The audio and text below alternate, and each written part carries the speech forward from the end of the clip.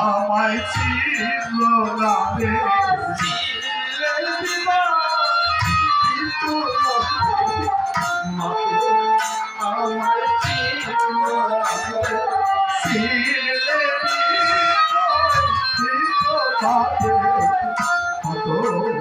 আমায় ছিল না রে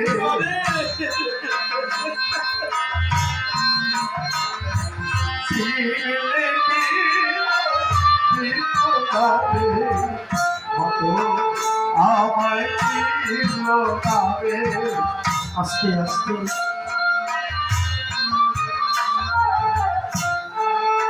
প্রভু রামচন্দ্র ভাই লক্ষ্মণকে সঙ্গে করে সীতাকে সাথে সাথে করে বনবাসে গমন করলে পঞ্চবটির বন হতে রাবণ সীতাকে হরণ করে অশোক বনে রাখলেন 11 বছর 8 মাস। রামচন্দ্র ভাই লক্ষ্মণকে সঙ্গে করে সমুদ্র মন্থন করে লঙ্কায় গিয়ে রাক্ষস বংশ ধ্বংস করে সীতাকে উদ্ধার করে ফিরে অযোধ্যা ভুবন। অযোধ্যায় এসে রামচন্দ্র নিজে নিজে সিংহাসন গ্রহণ করলেন। রামচন্দ্র মনে মনে চিন্তা করলেন, এই যে আমার ভাই ভরত 14 বছরের রাজ্য পরিচালনা করলো, কেমন ভাবে পরিচালনা করলো, আমি একবার নগর ঘুরে দেখে আসি আমার প্রজাবলী কেমন সুখে আছে। রামচন্দ্র তার রক্ষা নিয়ে ধীরে ধীরে নগর প্রাঙ্গণে বাইর হলেন।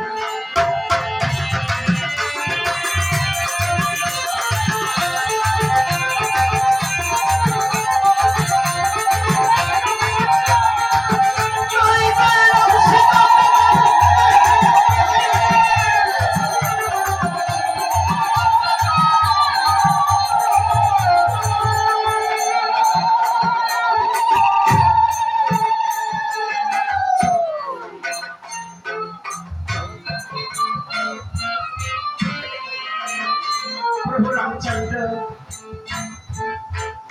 কিছু দূর গিয়ে দেখতে পেলেন একটি সরোবর। ওই সরোবরের ঘাটে দুর্মুখ কাপড় কাটছিলেন। তার জামাই শ্বশুর মশাইকে দূর থেকে ডেকে ডেকে বলছে, শ্বশুর মশাই হয়েছে বাবা, কি হয়েছে? আপনার কন্যাকে নিয়ে আমি আর ঘর করবো না। কেন? আপনার কন্যা প্রতিদিন আমার সঙ্গে ঝগড়া করে বাবার বাড়ি চলে আসে, যদি সতীনাথী পরিচয়। দুর্মুখ সুপা বললেন, আমার কন্যা তোমার সঙ্গে ঝগড়া করে বাবার বাড়ি চলে এসেছে। এই যে আমাদের রাজা রামচন্দ্র প্রীতি সত্তা পালনের জন্য 14 বছরের জন্য বনবাসে গিয়েছিলেন। পঞ্চবটির বন হতে রাবণ সীতাকে হরণ করে অশোক বনে রাখলেন 11 বছর 8 মাস। রামচন্দ্র ভাই লক্ষ্মণকে সঙ্গে করে সমুদ্র মন্থন করে লঙ্কায় গিয়ে রাক্ষস বংশ ধ্বংস করে সীতাকে উদ্ধার করে ফিরেন অযোধ্যা ভুবন। তবে কি সীতা সতী ছিলেন না?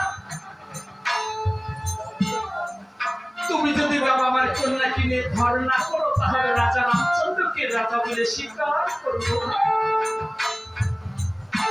ওই দুর্মুখ স্তূপার কথাগুলো রামচন্দ্র পশ্চাৎ থেকে শুনতে পেরে মনে মনে চিন্তা করলেন, তাহলে কি আমার প্রজাগণ সুখী না?